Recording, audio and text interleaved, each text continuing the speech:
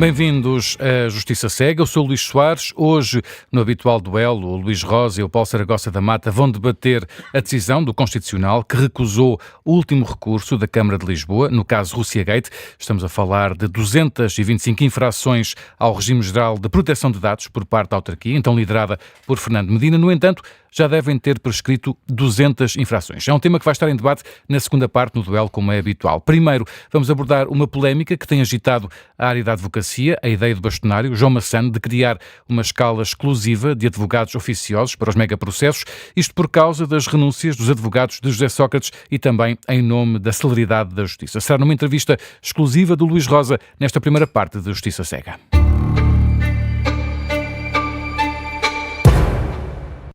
Bem-vindo, João Massano. Vamos começar pela notícia mais recente sobre esta polémica. Depois do Jornal Público ter noticiado a sua ideia de implementar uma nova escala de oficiosos permanentes para os megaprocessos e que apenas estava à espera da luz verde do Instituto de Gestão Financeira da Justiça, o Ministério da Justiça, que tutela este Instituto, emitiu um comunicado para afirmar, e que estou a citar, que não se encontra a participar em qualquer processo para a criação e implementação da medida que o Sr. Bastonário propôs. O Ministério, liderado por Rita Alarcão Júdice, diz que a Ordem é livre de fazer essa alteração, mas que o Governo não vai alterar as regras de remuneração dos oficiosos. Em que ficamos? O Sr. Bastonário não falou com o Ministério da Justiça, é que este comunicado soa um bocadinho a desautorização da Ordem dos Advogados. Muito bom dia, Luís. Muito obrigado pela oportunidade de esclarecer esse comunicado. Falando objetivamente, eu não apresentei nenhuma proposta formal ao Ministério da Justiça, porque entendi que não o deveria fazer, porque não era a altura. E daí eu ter feito contactos informais com o Governo, no sentido de perceber qual é que seria a viabilidade desta ideia e qual é que seria a forma de, quando chegasse ao Governo, ser aprovado e não... Mas falou com o Gabinete da Ministra ou com o Instituto de Gestão Financeira? Eu falei com o Ministério, falei com os secretários de Estado, de forma informal. Então a Sra. Ministra está a par da situação? Eu creio que sim, porque... Como é que explica este comunicado? Eu não vou não vou comentar o comunicado da Sra. Ministra, porque não é essa a minha função enquanto bastonário da Ordem dos Advogados. A minha função é tentar encontrar soluções. Porque eu entendo que fui eleito não para continuar o que estava no passado, porque se fosse isso, não seria eu eleito, seria outra pessoa qualquer. Aliás, a sua antecessora não tinha propriamente grandes relações com o Ministério da Justiça. Pronto, e eu tenho feito um esforço que eu acho que é inevitável. Nós fazemos parte do mesmo sistema, nós queremos a mesma coisa, que é, pelo menos assim eu entendo, que a justiça seja feita. E eu quero que os processos cheguem ao fim. Isto não é um problema da Ordem dos Advogados, isto é um problema da justiça portuguesa. E mais do que isso, nós sabemos perfeitamente a relevância que a justiça tem nestas situações todas. O problema da Luís justiça... tem sublinhado isso muitas vezes, e bem. É verdade, o problema da justiça não se resume só aos advogados oficiais, mas é uma questão importante, por isso vamos tratar precisamente dessa sua ideia. Gostava que nos explicasse a sua ideia, deixando uma pergunta. As renúncias dos dois advogados de Sócrates motivaram esta ideia? Eu respondo-lhe de outra forma. Eu entendo que tudo o que se está a passar não é bom para ninguém. Primeiro ponto é, nós não podemos de repente ligar a alguém que está numa sala fechada à espera de um telefonema de um tribunal e agora vem aqui defender o arguido A ou o arguido B, com milhares e milhares de folhas, com teras de informação que ninguém consegue objetivamente entrar em pouco tempo. Então qual é a sua ideia para resolver este problema? A minha ideia é assumir que temos um problema que existe, que está a causar danos à imagem da justiça e que tem que ser resolvido. E o que a Ordem pretende é ajudar a justiça a resolver o problema. Isto não é um problema dos advogados. Volto a repetir, isto é um problema da justiça em geral. E o que eu pretendo e o que eu defendo, depois de olhar para tudo o que se está a passar, a Ordem não tem que se pronunciar sobre a estratégia processual, sobre o que os meus ilustres colegas fazem ou deixam de fazer. O que a Ordem tem que fazer é o seguinte: se o Tribunal entende que o processo é para continuar, a Ordem tem que criar as condições para que essa continuação decorra com o tal equilíbrio entre a desejada celeridade processual e o equilíbrio com as garantias da defesa. É só isso que nós queremos. Depois dos recursos, as reclamações, as nulidades, não temos nada a ver com isso. Mas na prática haveria 2 a 3 advogados que estariam Eu nessa idealmente defendo 2 a 3 advogados que estariam adstritos a determinado processo. Aliás, houve já uma identificação objetiva de 4 processos em Lisboa, na área de Lisboa, que iriam ser, objetivamente, aqueles que iriam começar este novo esquema. Porque nós temos que fazer alguma coisa. Não podemos continuar a olhar para estes processos como sejam...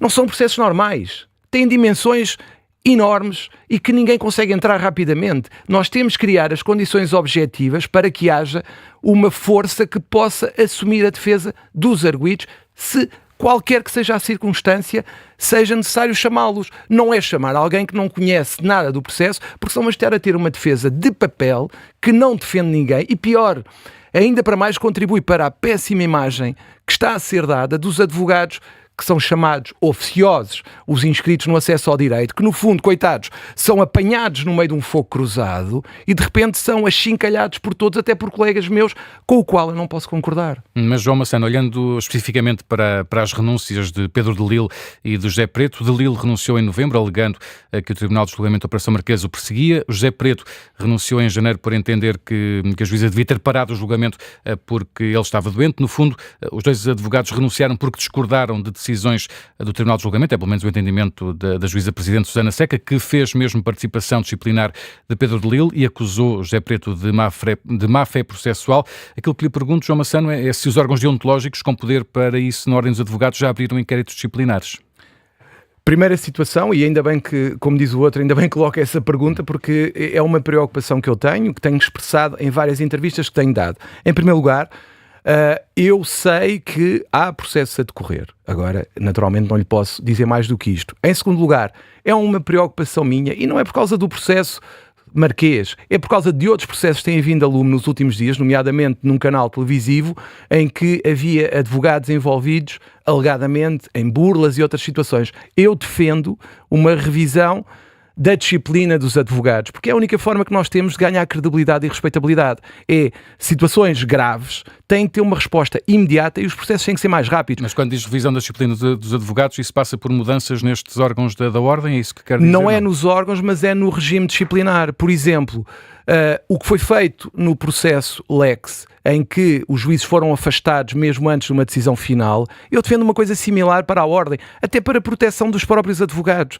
É a defesa de todos que está em causa. Eu defendo que há situações tão graves que se tem que ponderar a possibilidade similar ao que a magistratura fez. Nós não podemos ter processos que se arrastam no tempo, nós não podemos continuar a permitir que pessoas que são expulsas ou da magistratura ou dos solicitadores e venham ser advogados, porque isso coloca em causa a própria dignidade e a respeitabilidade.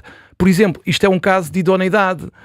Uma pessoa ou é idónea ou não é idónea e não pode vir para a advocacia porque não consegue estar em mais lado nenhum. Eu uma vez falei numa coisa que era: não podemos ser o refúgio, não podemos ser o caixote de lixo. Não podemos. Muito bem, deixa-me fazer aqui uma pergunta sobre eu percebo que não posso, obviamente, falar abertamente sobre a tramitação dos processos disciplinares contra José Preto e Pedro de Lille, mas fazer-lhe uma pergunta José específica. Preto, creio que não haverá, pelo não menos haverá, neste essa processo. É a minha pergunta. Neste processo. É que o Sr. Bastonário acabou agora de dizer precisamente que o José Preto disse isso num comunicado, e é público. Ele praticamente insultou a advogada oficiosa, atacou-a de forma bastante clara, e há no Código Deontológico dos Advogados, que é sempre dito muitas vezes pelos senhores advogados, eles não podem criticar os colegas. Isso não deu lugar à abertura a uma averiguação disciplinar? Que eu saiba, essa comunicação que refere saiu hoje ou ontem, portanto não sei não, se... mas já saiu mais. Já saíram mais. Aí eu confesso sinceramente que desconheço se foi aberto ou não algum processo disciplinar pelo Conselho de Deontologia, creio que será de Lisboa, uma vez que é a área do meu colega José Preto. Aliás, esses comunicados... Que é useiro e vezer em questões deontológicas. Mas repare, isso exatamente dá-me razão àquilo que eu disse há bocado. Eu não sou o bastonário de uma parte da classe. Eu quero ser o bastonário de todos. E quando eu vejo uma parte da classe, que são os inscritos no acesso ao direito, a serem atacados, inclusivamente por colegas meus, eu não posso ficar parado. E por isso é que eu entendo que... Tenciona fazer uma participação contra José Preto? Isso... Não sei ainda, não tomei decisão, eu entendo é que tem que se fazer alguma coisa. Tem que fazer alguma coisa. Era preciso ser alguma coisa de Não concreto, é só isso. Não, eu estou mais preocupado em defender os meus colegas que na praça pública são achincalhados. E por isso é que eu sugeri esta situação. Muito bem. Vamos falar das medidas de celeridade processual que foram aprovadas pelo Conselho de Ministros em dezembro e que já entraram no Parlamento para discussão parlamentar. Uma primeira pergunta simples. O Sr. Bastonário reconhece que há um problema com o tempo médio de resolução dos processos do crime económico ou financeiro quando comparamos com os processos do crime comum? Eu reconheço que há um problema, e o problema parece-me óbvio. Ainda há pouco tempo tivemos a Rota do Atlântico, que teve mais de 10 anos só na fase de inquérito. Isto é É o caso da EDP também. Claro, e reparem o seguinte, é que nós estamos a falar de vidas que ficam suspensas a aguardar decisões judiciais. Não pode ser, nós não podemos dar cabo da vida de uma pessoa. É que as pessoas têm a vida completamente destruída. E isto preocupa-me. Eu preocupa-me primeiro que haja uma exclusiva preocupação com os advogados, porque são os únicos visados. Mas sendo imparcial e equilibrado, também temos de estar do outro lado da questão, que é, por exemplo, vou-lhe dar o caso do BPN. Um caso muito grave, que levou ao resgate do banco, à nacionalização do banco e a custos de milhares de milhões de euros para o Estado português. Este processo prescreveu. Teve um julgamento, teve um inquérito que durou cerca de 2 anos. Teve um julgamento que durou 6 anos e 5 meses, podemos dizer que a responsabilidade é do juiz presidente daquele coletivo, sim senhora, mas depois teve uma fase de recursos que durou mais de 8 anos até à fase de prescrição. Como também temos o face ao cota, em que a fase de recursos durou cerca de 7 anos, mas aqui com um final, enfim, não vou dizer que é um final feliz, mas um fim para o processo, ou seja... O processo chegou ao fim e não houve prescrições. Não houve prescrição e os réus foram condenados a penas de prisão efetiva e estão a cumprir essas penas de prisão. O que eu lhe perguntei também é esse lado, que é o lado das manobras dilatórias, o lado das fases de recursos que duram até uma eternidade. Reconhece isso? Reconheço, obviamente, reconheço. Mas o que eu defendo, aliás, a tal task force que tem vindo a ser falada, visa precisamente resolver ou ajudar a contribuir para essa solução. O que eu defendo, eu não defendo que os advogados são santinhos, bem pelo contrário. Todos temos a nossa responsabilidade. Isto é uma relação normal. Ou seja, quando uma relação não corre bem, a culpa é de todos. O que eu defendo é que não devem ser os advogados os únicos responsabilizados por tudo isto. Porque eu não posso aceitar que haja 10 anos de inquérito, seja por falta de recursos, seja pelo que for, e que a pessoa fique indefinidamente pendurada e com a vida destruída, porque depois é a vida profissional que corre mal, se for vida política também corre mal, acaba, como foi o caso do Dr. Miguel Macedo. O que eu defendo é um equilíbrio. É que se vamos aplicar multas, o que eu acho é apliquem-se a todos. Contra as multas, que é uma das medidas da proposta ou então, do Governo. Luís, ou há moralidade ou comem todos. Porque eu não posso aceitar que, por exemplo, haja um inquérito que dure e que depois os advogados, porque utilizam faculdades legalmente estabelecidas, sejam multados por isso. O que eu defendo é, se vamos para um sistema de multas, temos que equilibrar. É para toda a gente. Porque nós somos os únicos que temos prazos para fazer as coisas. Porquê não há prazos para todos? Porquê não há prazos para todos, que é o que eu entendo. Muito bem. O Sr. Bastonário afirmou publicamente que estas medidas de celeridade processual apenas existem porque foram pensadas para, estou a citar, o Pedro de Lille, o advogado odiado, e no José Socas, o arguido odiado. Mas vão-se aplicar a todos. Bem, o que é uma contradição. Ou são pensados por caso Marquês ou são pensados para todos os casos. Pelo contrário, Luís. Permita-me discordar, mas já vou lá. Mas já lá vai. Deixando isso de lado, ao fazer essa afirmação, dá a ideia que o Sr. Bastonário concorda com José Sócrates, diz desde sempre que é vítima de um processo político. O Sr. Bastonário concorda com essa ideia? Não concordo. Eu confio nas instituições democráticas, senão não estaria no sistema, obviamente. Eu confio na justiça e confiarei sempre. E acha normal a litigância processual do arguido José Sócrates? Mais de 100 recursos, incidentes processuais, ainda o processo nem tinha chegado a julgamento.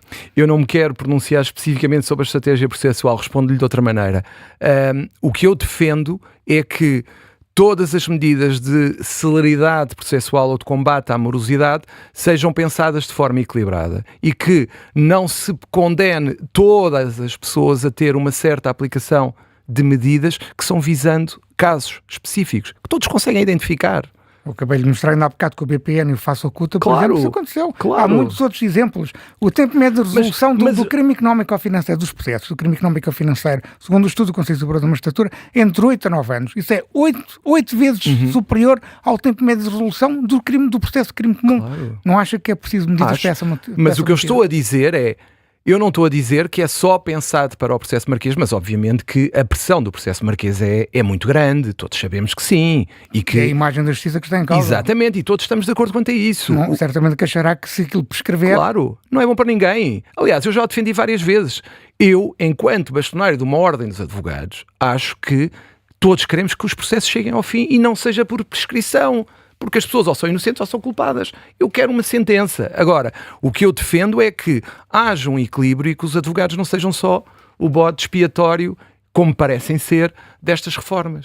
João Massano, uma última pergunta para uma resposta muito rápida, já estamos em cima do nosso tempo. É contra as medidas relacionadas com a perda alargada de bens, ainda que seja uma diretiva europeia que Portugal é obrigado a transpor para o ordenamento jurídico. Porquê é que é contra? Quais são as razões da sua oposição?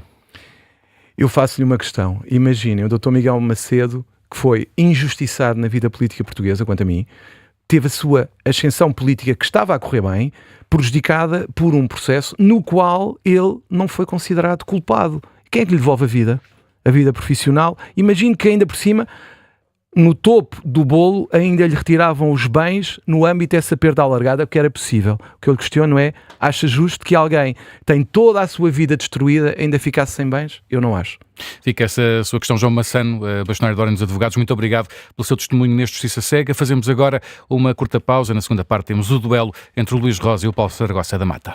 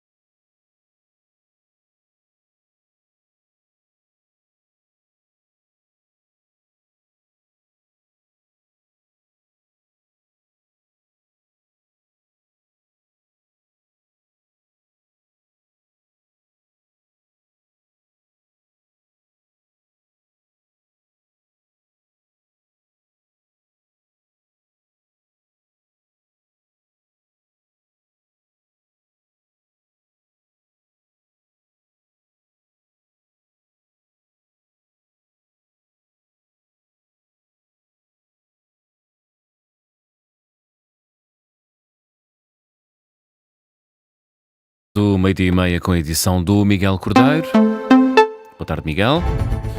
Boa tarde. Marcelo Rebelo de Sousa garante que acompanhou desde o primeiro momento o incidente que levou à morte de um militar em Lamego. Reage esta manhã à morte do alferes de infantaria João Rafael Paulino dos Santos Cardoso a uma nota de pesar no site da Presidência da República. O Comandante Supremo das Forças Armadas garante que tem acompanhado os desenvolvimentos e que está em contacto direto com o General-Chefe do Estado-Maior do Exército. Apresenta as mais sentidas condolências aos familiares, amigos e camaradas do militar.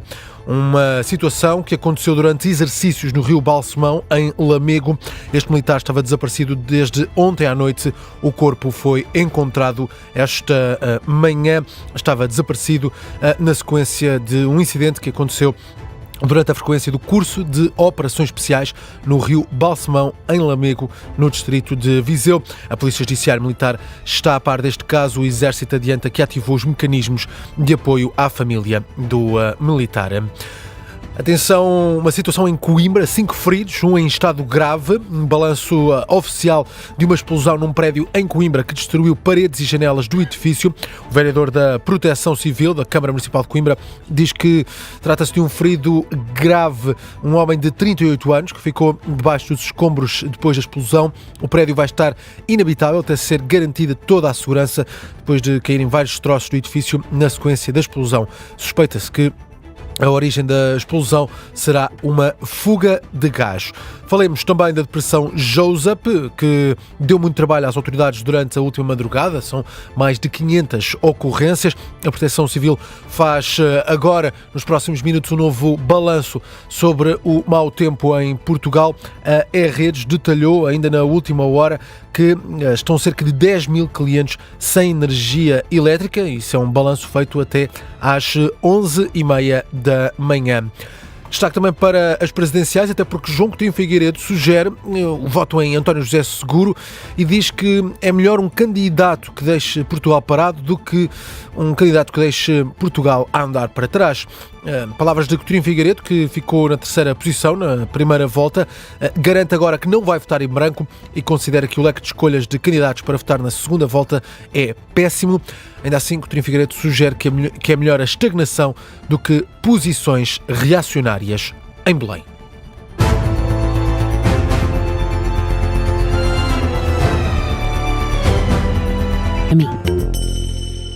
Os Podcast Plus do Observador têm o apoio da Kia. E a 24 minutos da 13h, a segunda parte do Justiça Cega.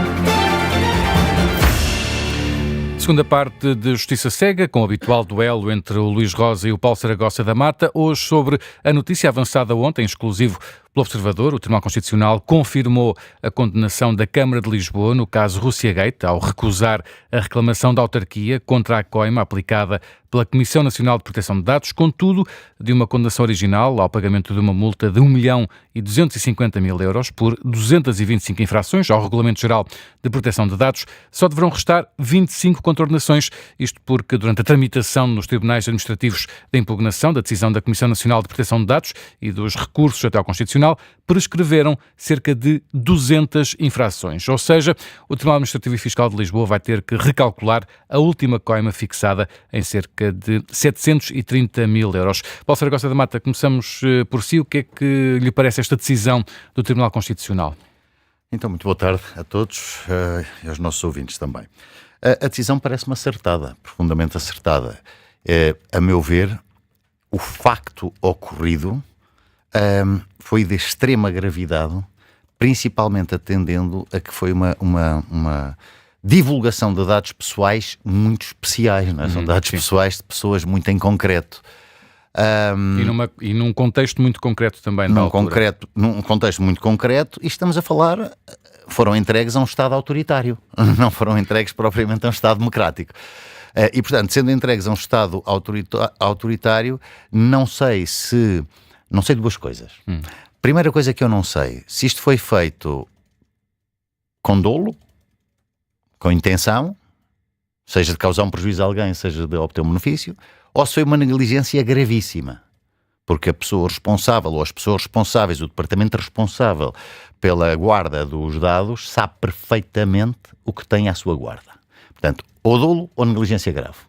E aqui uma nota, isto é o suficiente para imputar depois a responsabilidade, diria eu, pecuniária a quem é responsável por negligência grave. Pessoa e não à instituição. Não, vai em direito de regresso. A instituição paga, mas tem direito de regresso pelas indemnizações que tenha que pagar. Pelas indemnizações que tenha que pagar, não pela coima. A coima é da instituição. Isto em primeiro lugar. Por outro lado, além desta responsabilidade que é disciplinar, há uma responsabilidade civil que acabei de referir e há até, eventualmente, uma responsabilidade criminal. Desde logo a violação de segredo. Nem precisamos de ir para a lei especial da proteção de dados. A violação de segredo e, eventualmente, o crime de prevaricação. Ou seja, mas neste caso especificamente estamos a falar apenas das questões relacionadas com a violação de dados. De dados, a lei da proteção de dados. Ora, a decisão parece-me muito correta, lia não totalmente, não integralmente, ponto a ponto, mas lia, como se costuma dizer, em viés. Mas, e de resto, todas as instâncias judiciais tiveram a mesma visão sobre o caso e não alteraram a decisão da Comissão Nacional de Proteção de Dados. Devo dizer-lhe que na altura também comentei este tema na CNN e a minha ideia manteve-se de então até agora e foi completamente confirmada pela jurisdição. Ou seja, o que foi dito na altura é exatamente o que tinha que ser. Só lamento é que num caso desta gravidade tínhamos demorado tempo demais para o caso que é. Principalmente com a informação que o Luís acaba de dar, não é? É que 200 infrações consideram-se prescritas. Já vamos falar sobre essa questão também da prescrição, mas Luís Rosa, precisamente como o Paulo dizia, terão prescrito cerca de 200 infrações das 225 originais e que levaram na altura a Comissão de Proteção de Dados a condenar a autarquia lisboeta a uma multa de 1.250.000 euros. Este é mais um caso ou mais uma decisão que reforça aquela ideia de que em Portugal tudo prescreve? Pois, essa é a ideia mais destrutiva para a imagem da justiça portuguesa. Nós ontem, quando demos esta notícia em exclusivo, eu partilhei a notícia nas minhas redes sociais e o comentário óbvio é sempre esse. Ou seja, em Portugal tudo prescreve. Isso é uma ideia bastante assente na psique da opinião pública portuguesa. Ou seja, a ideia de que a justiça portuguesa é muito lenta e que leva inevitavelmente a prescrições, nomeadamente no campo penal, é uma ideia bastante assente. Eu próprio já tentei lutar e já tentei explicar inúmeras vezes que isso não é bem assim e, de facto, na área penal houve uma grande evolução. Era assim nos anos 80 e 90, praticamente todos os processos penais relevantes dos anos 80 e 90 prescreveram, nomeadamente do que tinha a ver com o poder político, mas isso deixou de acontecer. Há crimes mais pequenos, bagatelas penais que vão prescrevendo, por exemplo, na Operação Marquês, como noutros casos. Ainda há pouco falamos na conversa com o Sr. Bastonário da Ordem dos Advogados, aliás, o Paulo Saragossa da Mata é advogado nesse processo. Só houve um caso nos últimos largos anos, que realmente prescreveu de forma generalizada, que foi o BPN, o caso do BPN. Foi o único. Mas também é grave, é suficientemente grave, já falamos disso na conversa com o Dr. João Massano. Bem, mas em relação à justiça penal, isso não é verdade, mas em relação à justiça administrativa e fiscal, aí sim é verdadeiro. Nós temos um problema grave com o tempo médio de resolução dos processos de justiça administrativa e portanto, este caso é mais um exemplo disso. Ou seja, é uma imagem claramente verdadeira e esta prescrição é terrível para a imagem da jurisdição administrativa. Em primeiro lugar, porque isto é um caso grave, como o Paulo acabou de dizer, é um caso de partilha de dados pessoais entregues por um órgão do Estado português, que é a Câmara de Lisboa, a um Estado autoritário, a Embaixada da Rússia. Isso teve consequências para os ativistas russos que foram, na prática, se tu quiseres, denunciados pela Câmara de Lisboa, então liderada por Fernando Medina, que não tem uma responsabilidade direta neste caso, não tem, mas era o líder político da autarquia, por isso é que eu estou a mencionar o nome dele, e portanto isso é um caso muito grave. Em segundo lugar, porque é uma multa que uma entidade pública não vai pagar. Isso também é terrível para a imagem da justiça e também para a imagem, se tu quiseres, que os cidadãos têm do Estado. Portanto, é o Estado que se vai safar, ao fim e ao cabo. Bem, se fosse um cidadão com um problema com o fisco, se calhar não se safaria. E é isso que os cidadãos vão pensar. Isso é terrível para a imagem da confiança que os cidadãos têm que ter no Estado. Agora, esta decisão, para terminar, também tem um lado positivo. Porque a Câmara Municipal de Lisboa argumentou que o RGPD não se aplicava assim, ou seja, não se aplicava a uma entidade pública. Porquê? Porque o RGPD foi criado, não deixa também de ser verdade, para se aplicar a empresas, nomeadamente a redes sociais, a empresas digitais, que comercializavam os dados pessoais dos cidadãos, que os cidadãos entregavam livremente, mas que não deviam ser comercializados. Ora, todas as jurisdições, não só o Tribunal Administrativo e Fiscal de Lisboa, em primeira instância e depois do Tribunal Central, confirmaram que o RGPD se aplica às entidades públicas. E, portanto, isso é uma decisão também muito importante do ponto de vista do futuro. As entidades públicas estão abrangidas pelo RGPD e qualquer violação do RGPD pode-lhe ser imputada. Portanto, esse lado positivo da decisão também não queria deixar de salientar. Sobre este tema que o Luís agora suscitou e que eu acho extremamente importante também. Vamos lá ver. Era absurdo, e acho que para os não juristas que nos ouvem, é claro o exemplo que vou dar. Se nós impuséssemos às entidades privadas obrigações de conservação e guarda de dados e não os fizéssemos a entidades públicas, significaria naturalmente que os dados só tinham proteção em metade do universo. Ora, isso é absurdo.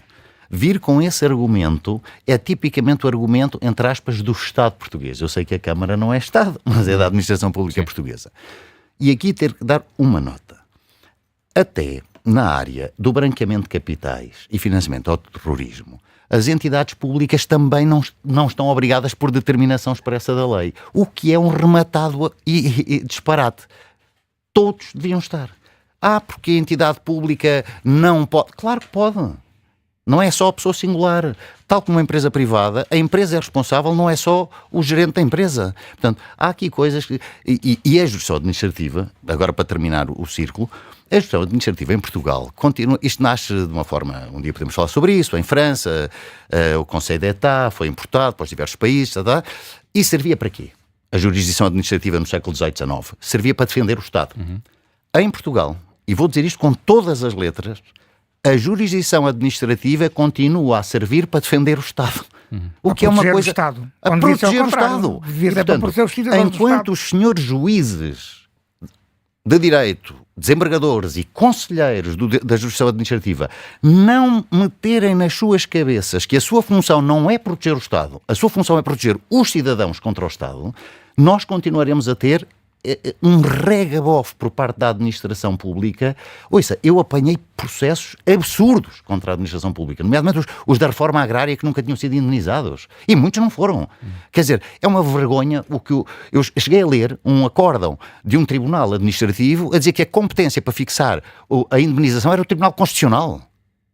Não é só um disparate jurídico monumental, é não conhecer nada do sistema jurídico português e tem a lata de escrever isto num acórdão.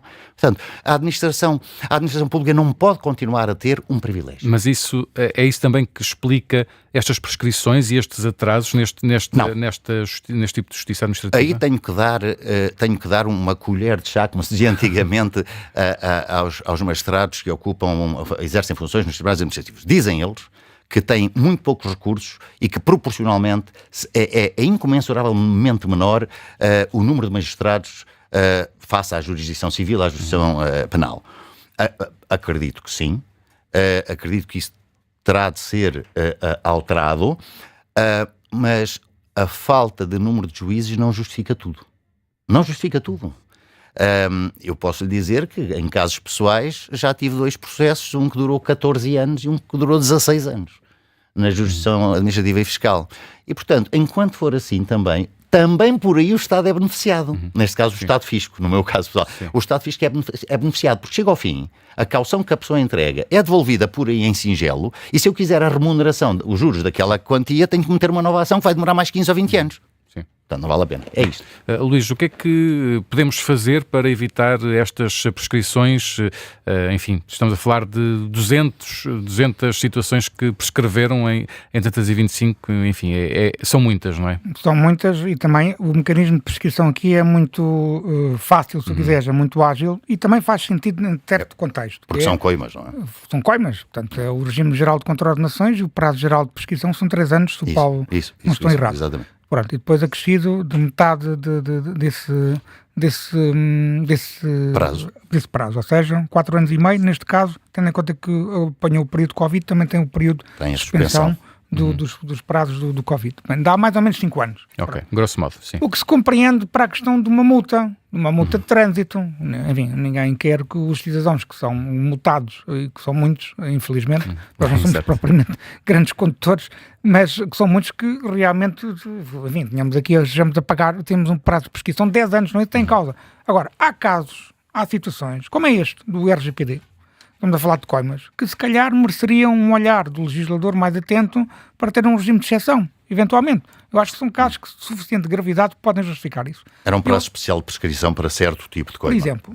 Eu aqui vou pôr aqui em cima da mesa uma situação, se calhar o Paulo não vai concordar, para termos aqui alguma polémica. Eu vou recordar aqui um colega do Paulo, um colega que até o Paulo tem grande apreço, que é o advogado Sousa Ferro.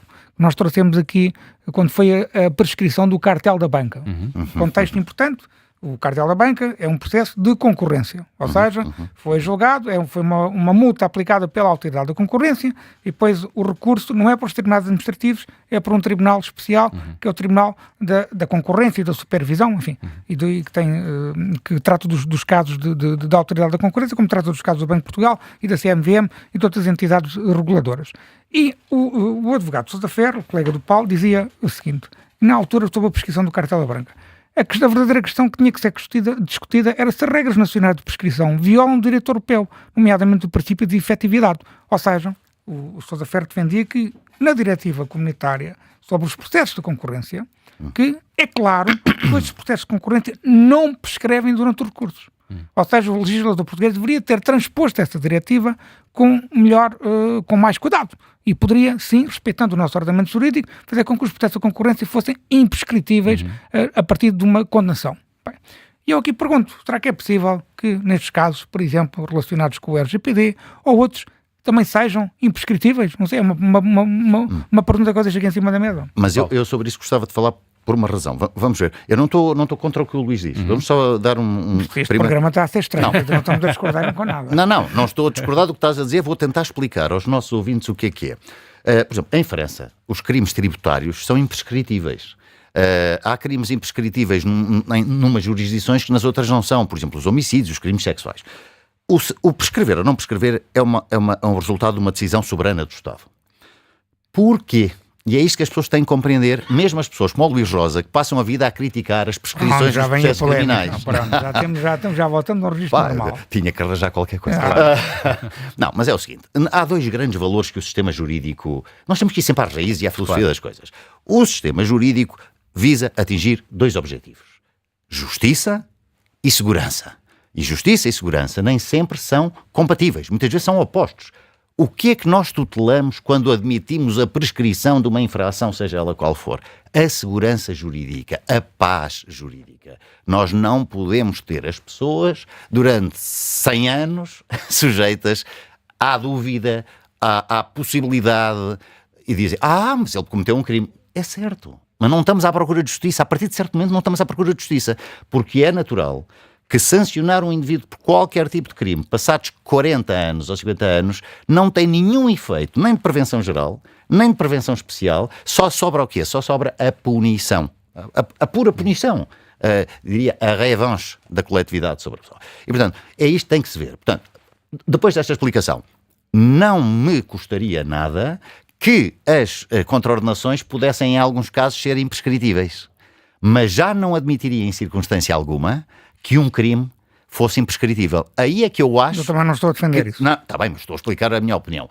Eu, por exemplo, acho que seria contrário aos princípios gerais do direito e do processo penal. Eu acho que a presunção, obviamente que isso acabaste de dizer, nomeadamente o princípio da paz jurídica, e eu compreendo isso e eu não estou a defender que penas ou que crimes sejam imprescritíveis. Não estou a defender só isso. As contraordenações. Estou a defender em contraordenações, estou a defender, por exemplo, nesta questão do cartel da banca, estou a defender em processos de concorrência, enfim, em processos de regulatórios, se tu quiseres, acho que pode fazer sentido. Agora, também devo dizer que, no que diz respeito à prescrição de processo penal, vamos aqui a falar agora do processo penal, a mancha que fica na credibilidade do sistema jurídico quando um processo como o BPN prescreve, por exemplo, é obviamente uma mancha muito forte e que afeta gravemente a confiança dos cidadãos na justiça e na democracia. É por isso que eu concordo com muitas das medidas de celeridade processual que o Governo quer aplicar e que aprovou em Conselho de Ministros, agora tem em debate no Parlamento, vamos ver se o Parlamento aprova e vamos falar. Nós vamos ter muitas ocasiões para falar sobre essas medidas de celeridade processual e aí é que vamos discutir a sério, mas é por isso que eu concordo com muitas daquelas medidas, porque realmente os processos não podem prescrever. Eu vou só explicar aqui uma coisa para ficar clarinho. Não há nenhum advogado que goste da prescrição por regra. Eu vou dizer porquê. Conheço alguns que gostam. Não, olha, eu vou explicar porquê. O Pedro Dalí e o Dr. José Preto devem gostar. Luís, deixa-me dizer isto que é para que fique clarinho. Se os processos em que sou advogado, em vez de demorarem 8 ou 10 anos, demorassem 2 ou 3 ou 4, eu tinha os meus honorários globais até um success fee muito antes. E mais vale um pássaro na mão do que 2 a voar. Portanto, isto é uma coisa básica, qualquer pessoa percebe. E, portanto, eu não sou a favor de que os processos durem. Pelo contrário, é uma maçada. Vocês não têm noção do que é. O cliente deixa de pagar a partir de determinada altura. Mas não é porque me deixa de pagar. Olha, no caso do BPN, andei anos para receber. Anos depois do processo, até já depois do falecimento do meu cliente. Portanto, não é por aí que vai a coisa.